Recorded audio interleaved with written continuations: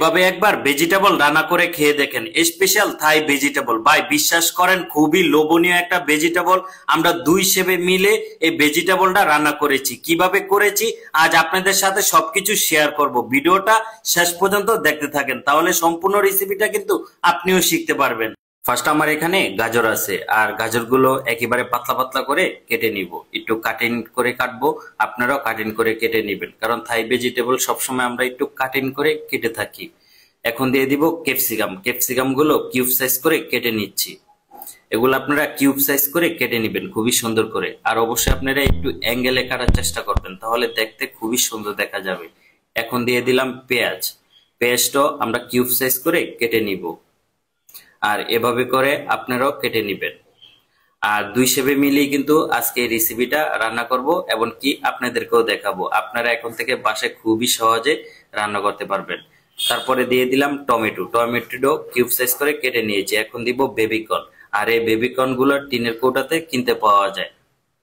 আর বেবিকর্নটা একেবারে পাতলা পাতলা করে কেটে নিয়েছি। এখন কাটবো মাশরুম। মাশরুমটাও পাতলা পাতলা করে কেটে নিব। দেখেন আমার এখানে একেবারে পাতলা পাতলা করে মাশরুমটা কেটে নিচ্ছি। আর অবশ্যই মাশরুমটা একটু বড় বড় সাইজ করে কেটে নেবেন, তাহলে দেখতে খুবই সুন্দর দেখা যাবে। এখন দিয়ে দিব শসা। শসাটা বুকটা আগে ফালিয়ে দিলাম, ফালানোর পরে তারপরে কিউব সাইজ করে কেটে নিয়েছি। এখন দিয়ে দিব কাঁচামরিচ। আপনাদের স্পাইসি অনুযায়ী আপনারা কাঁচামরিচটা এখানে দিয়ে দিবেন।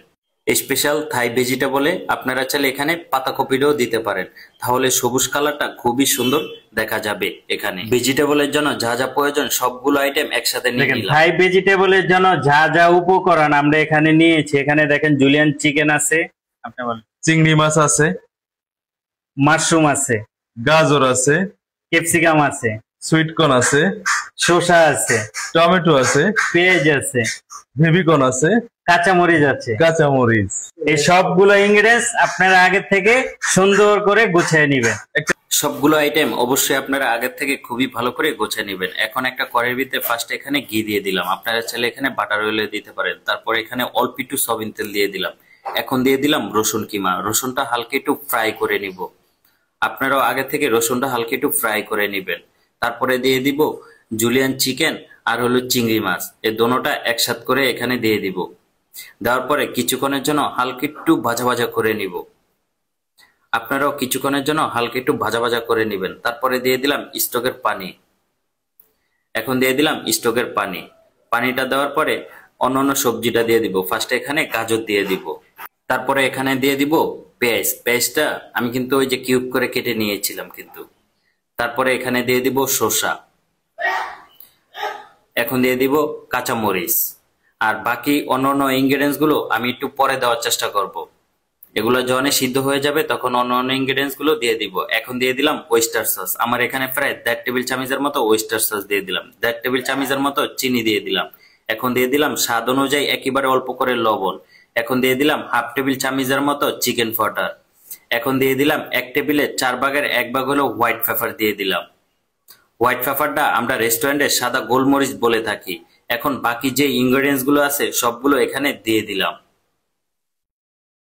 আপনারা এভাবে করে একবার ভেজিটেবল রান্না করে খেয়ে দেখেন। ভাই বিশ্বাস করেন এই ভেজিটেবলটা কিন্তু খেতে খুবই খুবই মজা, এবং আমরা রেস্টুরেন্টে খুবই সহজে এই থাই ভেজিটেবলটা করে থাকি।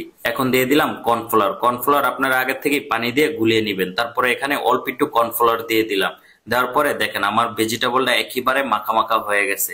এখন আমি আরেকটু ঘি দিয়ে দিলাম। আপনারা এখানে বাটার অয়েলও দিতে পারেন, কোনো সমস্যা নাই। আর ঘিটা দিলে খুবই সুন্দর একটা ফ্লেভার চলে আসে। আপনারা চাইলে এখানে ঘিটা দিতে পারেন, তাহলে খেতে খুবই চমৎকার লাগবে। দেখেন আমার ভেজিটেবলটা ফ্রাই রান্না হয়ে গেছে।